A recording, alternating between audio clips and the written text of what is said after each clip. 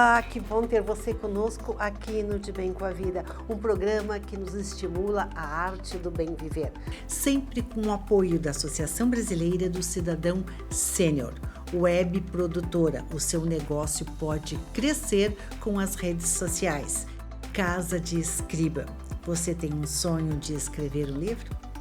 A Casa de Escriba pode transformar o seu sonho em realidade. E da Federação das Câmaras dos Dirigentes Lojistas, Rio Grande do Sul. Neste primeiro programa do mês de agosto, a nossa produção se puxou, trouxe convidados incríveis e assuntos que certamente vão nos inspirar a estar cada vez mais de bem com a vida. Confere só! 65% das pessoas com mais de 60 anos de idade não se sente representada por marcas, produtos ou serviços. O especialista em marketing para a geração 60+, Martin Henkel, vai direto ao ponto. Vamos saber sobre o perfil e como atua o cirurgião plástico em bloco cirúrgico. Com a palavra, o Dr. Denis Ricard. Regressão, vidas passadas, benefícios e conhecimentos descortinados com o mestre Jorge Aguer. O quanto a arte contribui para que se viva de bem com a vida? O bailarino Fernando Campani e a mágica Lúcia Gomes contam suas experiências e histórias. Imperdível.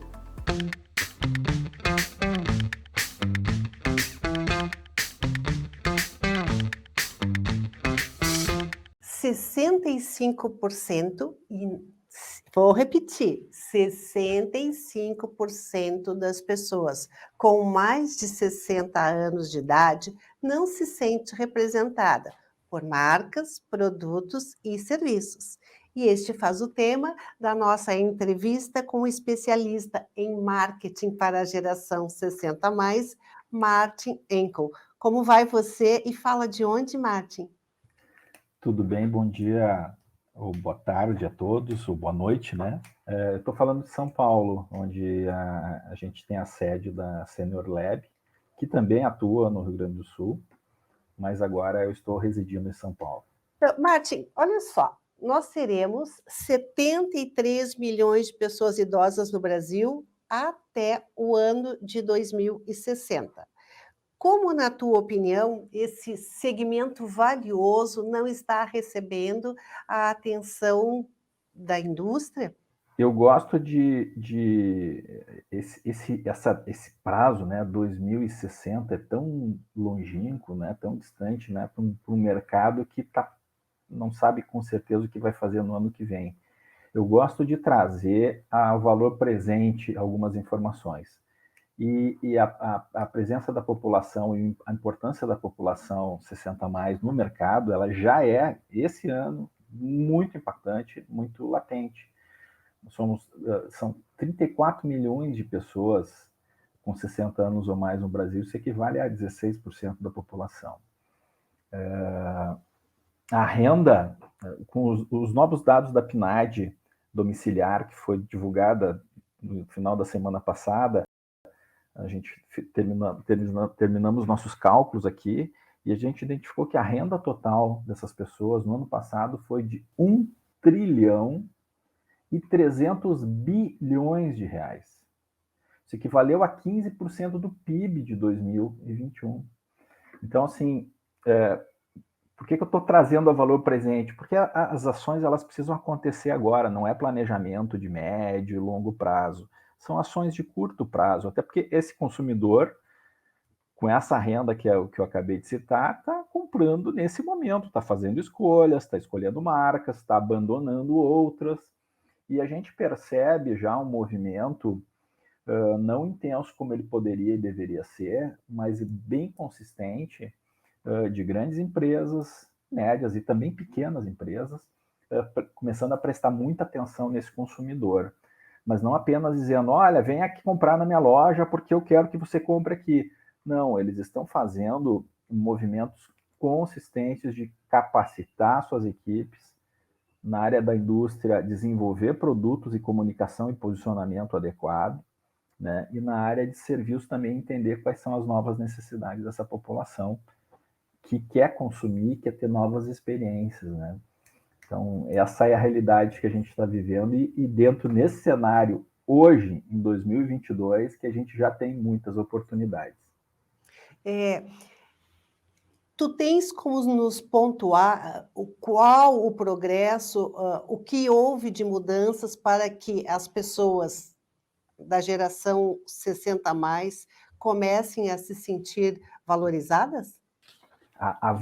O sentimento de valorização tá no momento que a gente se sente reconhecido, se sente percebido e se sente entendido. Então, eu creio que, estou convicto que à medida que as marcas se posicionem e comecem a entender as demandas, os desejos e as questões do público maduro, do consumidor maduro, tende a diminuir essa sensação de ser mal atendido.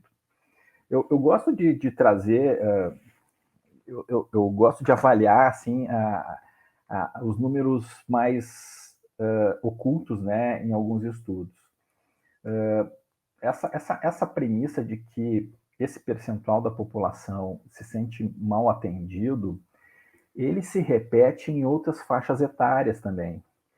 O que eu quero falar é o seguinte, é um sentimento humano querer mais.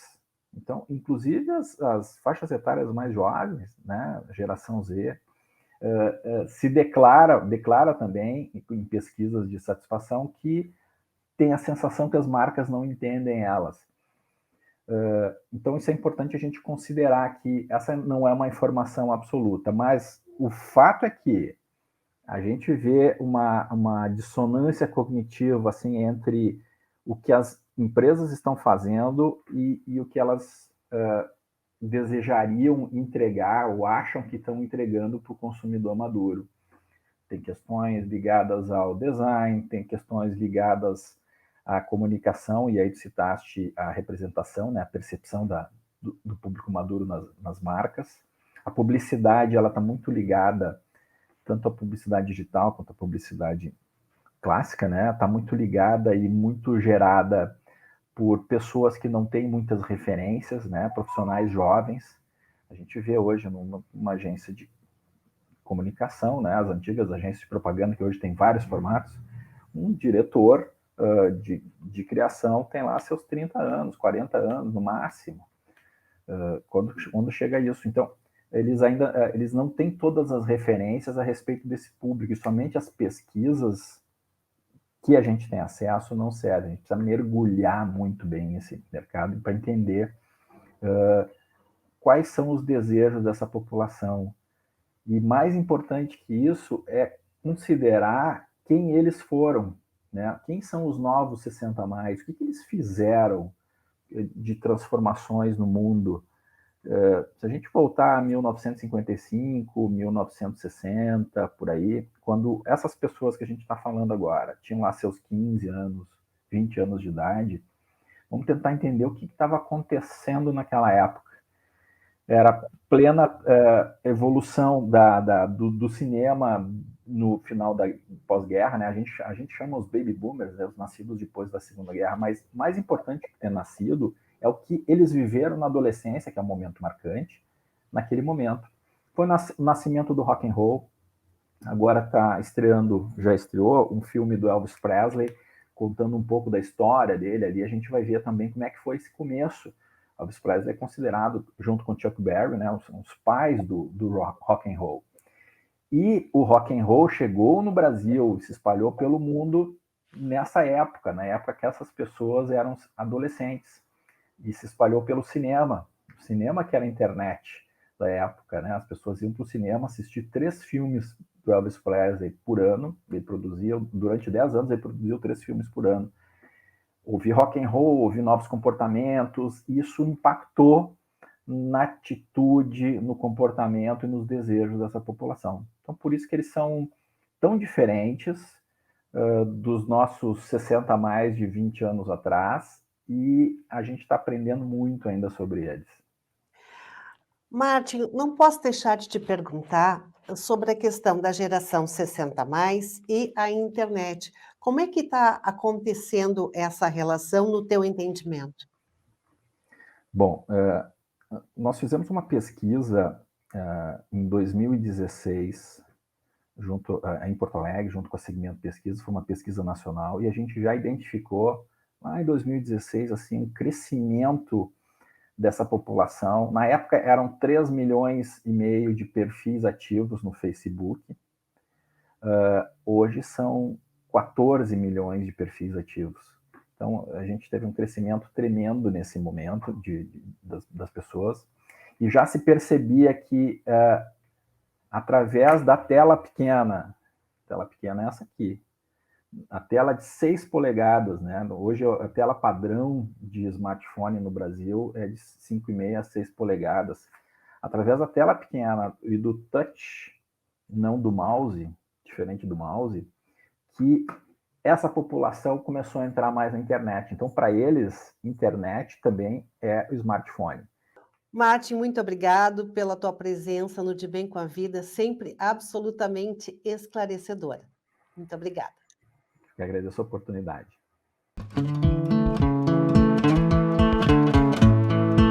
Você tem um sonho de escrever um livro? A Casa de Escriba vai lhe ajudar a tornar este sonho uma linda realidade. A Casa de Escriba organiza desde a escrita, a história, passando pela formatação, editoriação, imagens, fotografia, impressão e colocação nas melhores lojas do mercado, seja ele no formato físico ou no formato e-book. E de brinde, ainda uma bela campanha de divulgação para que o seu livro seja lido, apreciado e comentado. Este sonho de escrever um livro está a um clique de se tornar realidade. Se esta ideia faz sentido para você, entre em contato através das redes sociais ou através do nosso WhatsApp 55 519 91 15 20 90. Juntos nós vamos escrever a melhor história da sua vida e impactar na vida de outras pessoas. Vamos saber sobre o perfil e como atua o cirurgião plástico em bloco cirúrgico. Com a palavra, o Dr. Denis Ricard. Bom, dessa parte, a gente fala muito aqui sobre música, sobre arte, na cirurgia a mesma coisa. Eu acho que a melhor maneira de compensar uma tensão cirúrgica é o cirurgião ter o extremo do treinamento. Então, focar muito no treinamento, focar muito na montagem de equipe, ter uma ótima equipe de anestesia, ter um ótimo material cirúrgico, uma instrumentadora capaz. Então, acho que é toda essa montagem de equipe para ter a técnica correta, para que tenha todo o amparo possível para a segurança do paciente. Então, acho que isso é muito importante para realmente o cirurgião conseguir lidar com isso e ser o mais frio possível e o mais tranquilo possível.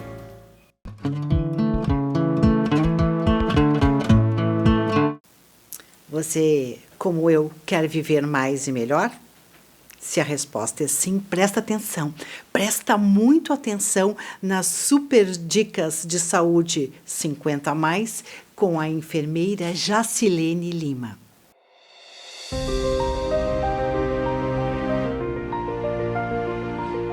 Olá, meu nome é Jacilene, sou enfermeira do Espaço Sênior.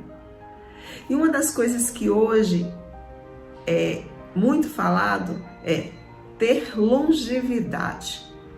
Uma longevidade com menos doença, com menos fatores que nos levem a ter comorbidades. E estudos revelam que fatores genéticos participam apenas 25% para que essa nossa longevidade seja uma longevidade com qualidade. 75% do que fazemos extrinsecamente, como fumo, alcoolismo, falta de cuidado com a pele, não beber água, não ter uma alimentação saudável, não cuidar na prática de exercício, são responsáveis por quase 75% de uma boa longevidade. Então aquela história, herdei da família, por isso sou assim, veio de água abaixo. Nós podemos participar, mesmo que eu tenha um fator genético de obesidade, de diabetes, isso também já foi comprovado que pode ser mudado de acordo com a alimentação, de acordo com o nosso modo de vida. Até mais.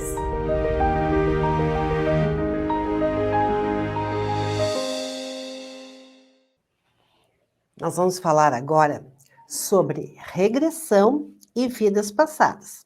Você sugeriu o tema e a nossa produção atendeu. Para abordar o assunto, nós recebemos agora no De Bem com a Vida o mestre Jorge Aguer.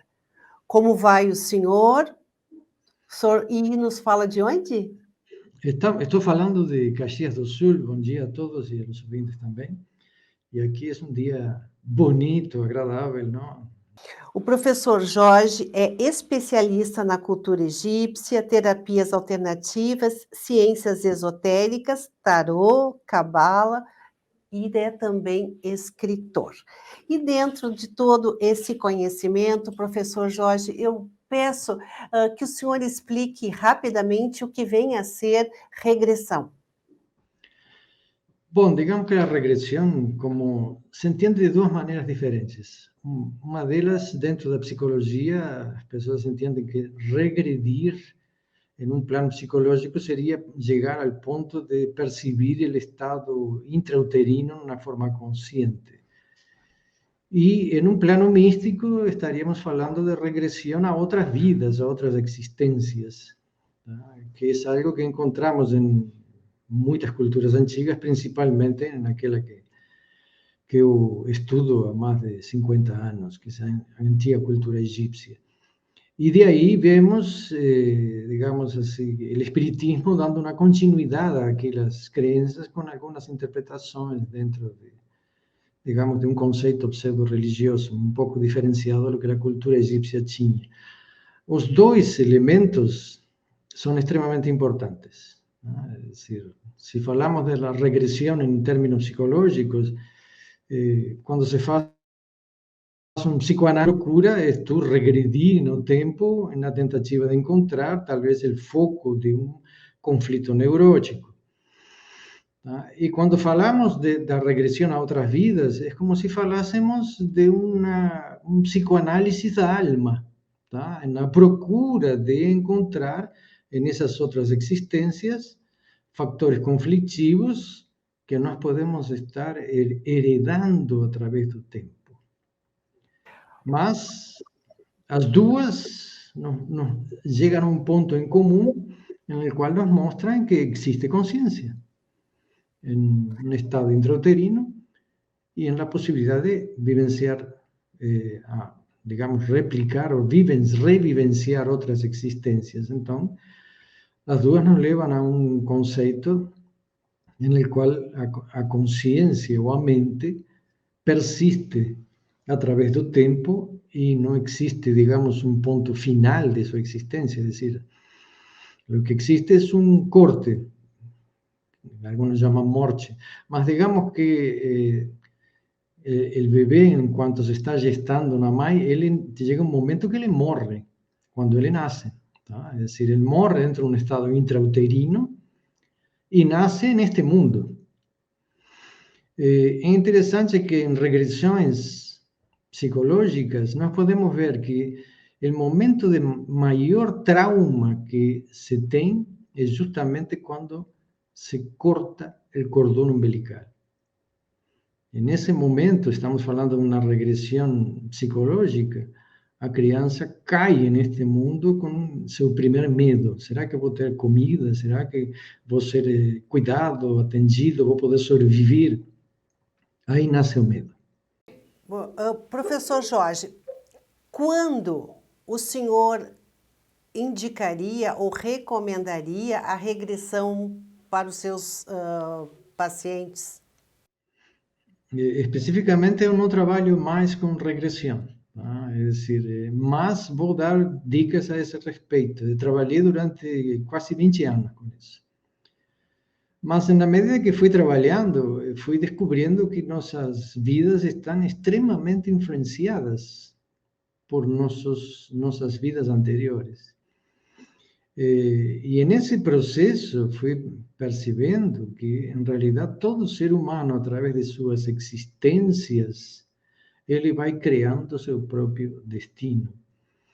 Então, o que em psicologia se pode chamar de neuroses, conflitos neuróticos, psicoses, muitas vezes são as nuances de nossas próprias facetas, de nosso ser, de nossa identidade.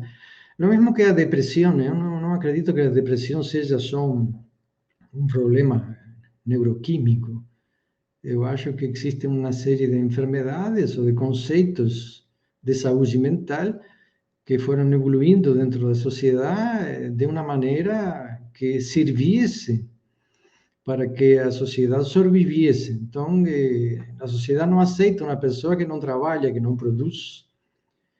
Então, a depressão se transformou numa ameaça para a sociedade. E o mesmo diria em uma série de neuroses e psicoses. São facetas de uma personalidade, de um ser, que uno tem que entender quanto isso é patológico e quanto isso é normal. Então, a regressão, tanto psicológica como espiritual, chamemos assim, é importante para que a pessoa se autoavalie nesse critério. Até que ponto eu estou extrapolando os limites de minha própria evolução, de meu próprio crescimento espiritual. E diria que quando vemos temores exacerbados, fobias, aí nós encontramos elementos patológicos que poderiam ser estudados através do fenômeno da regressão. Não acredito que a regressão seja um método terapêutico perfeito. É um método de autoconhecimento que nos permite aprofundar mais, digamos, a percepção de nossa realidade dentro desta existência. Professor Jorge, o que nós poderíamos aproveitar nos dias de hoje, num mundo pós-pandêmico, em guerra, sobre essa milenar cultura egípcia? Bom, eu te diria assim, a crise do ser humano é algo que vem se repetindo há milênios, não? É decir, sem dúvida que se uno regrediesse no tempo, eu já fiz várias regressões, então já passei por períodos de paz e guerra, a guerra e a paz. Tá? Guerras existem constantemente em toda a história da humanidade. Pessoas que têm necessidade de conquistar, de dominar, faz parte de um instinto básico que seria o instinto de poder, que para mim é muito mais importante que o instinto sexual, e é o que motiva a humanidade. Então, respondendo à tua pergunta, o que seria importante em um processo de regressão para poder avaliar, digamos, esses limites que podemos chamar patológicos desse instinto de poder? A ideia de que a morte não existe e que a alma e a consciência têm uma continuidade e uma eternidade, nos leva a perder aquele medo original que eu te falei no início. Se a criança tem medo de que não vai comer mais, bom, tá?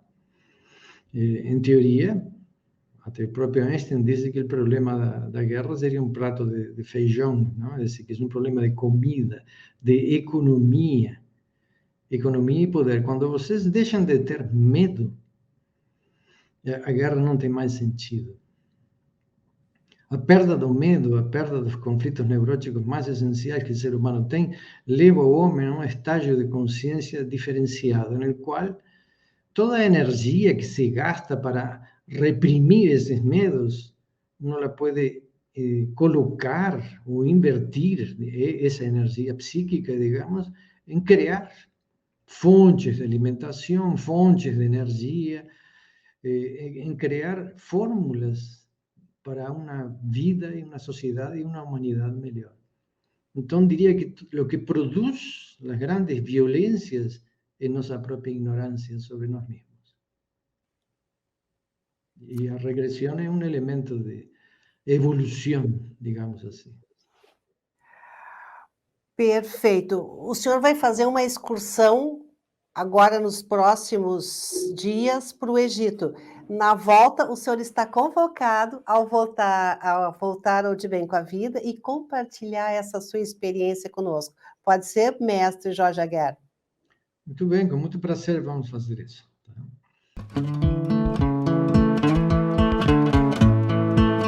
O De Bem com a Vida ganhou um novo parceiro. É a Web Produtora, que a partir de agora assina as nossas redes sociais. Quer conhecer um pouquinho mais da Web Produtora? webprodutora.com.br.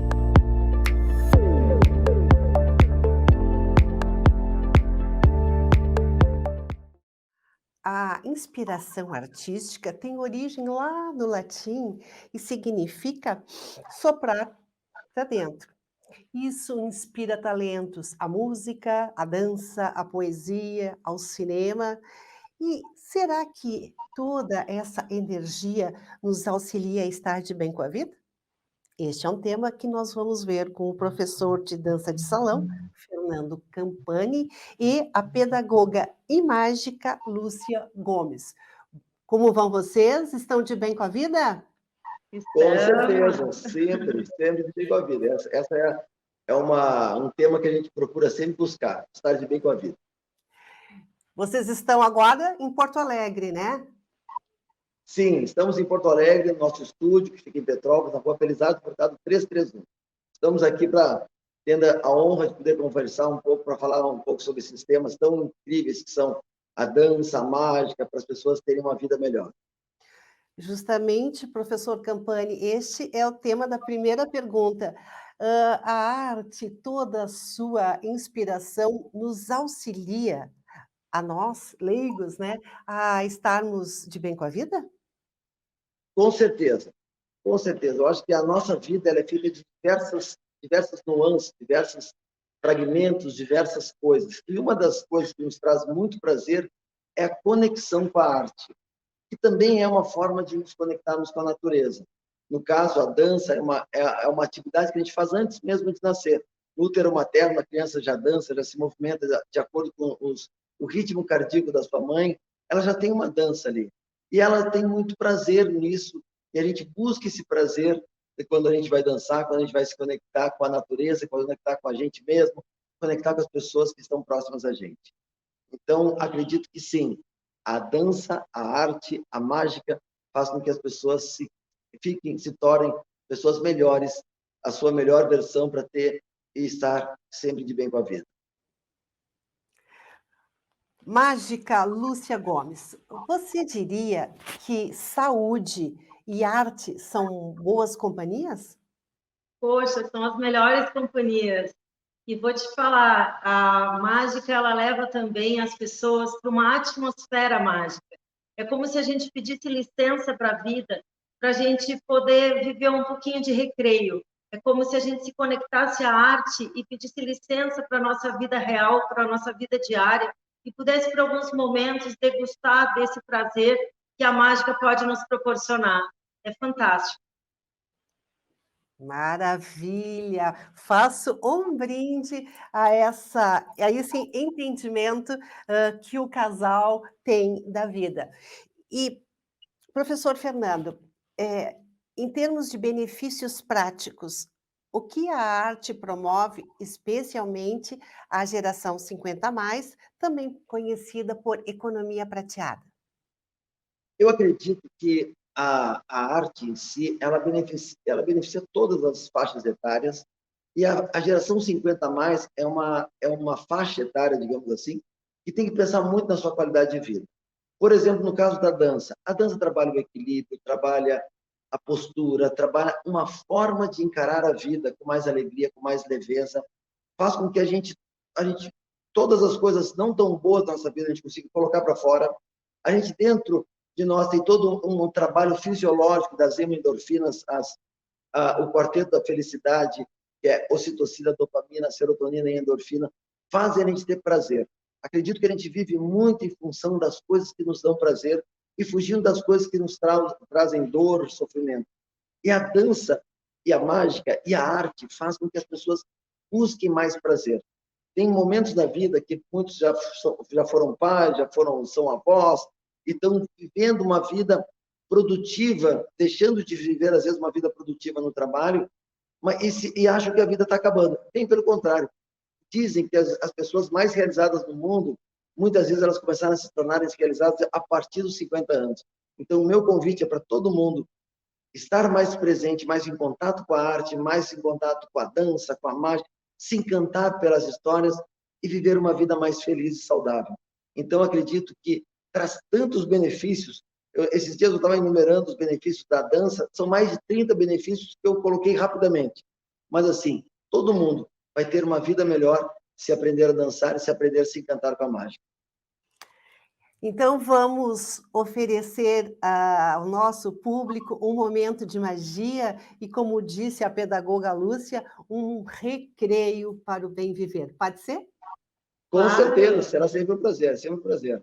E também um detalhe, é muito importante porque não existe faixa etária para ser feliz. A dança, ela também acolhe todas as pessoas. Nós temos uma turma quinta-feira que tem desde adolescentes de 16 anos até os que estão aí beirando os 90. Então, é muito bom, sabe? O espelho aqui serve para a gente se corrigir, para corrigir uma postura, para a gente poder se ver melhor, e não existe julgamento, existe o presente da vida que faça com que a gente possa estar mais unidos e, com certeza, mais felizes. Perfeito!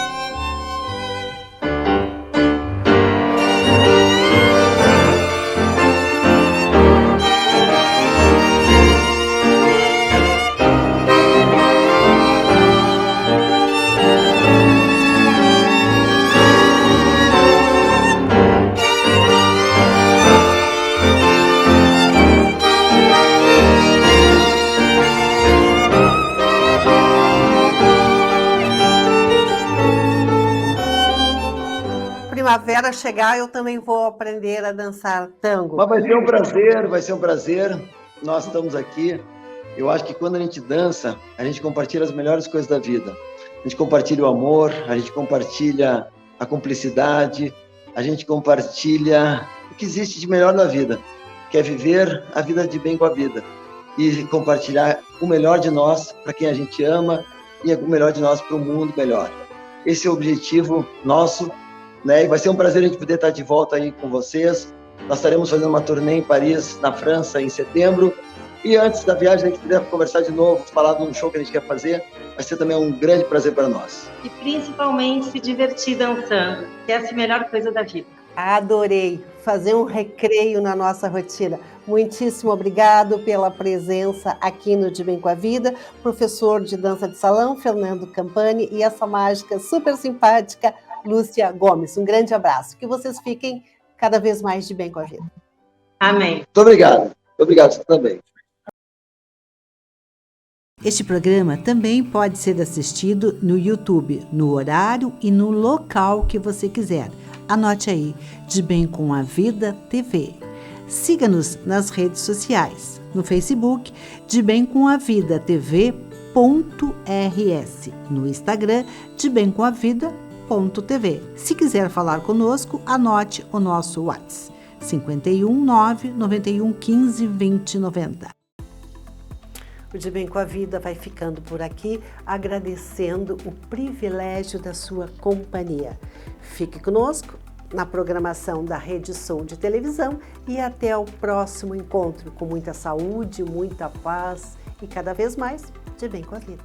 Sempre com o apoio da Associação Brasileira do Cidadão Sênior, web produtora. O seu negócio pode crescer com as redes sociais. Casa de Escriba. Você tem um sonho de escrever um livro? A Casa de Escriba pode transformar o seu sonho em realidade. E da Federação das Câmaras dos Dirigentes Lojistas, Rio Grande do Sul.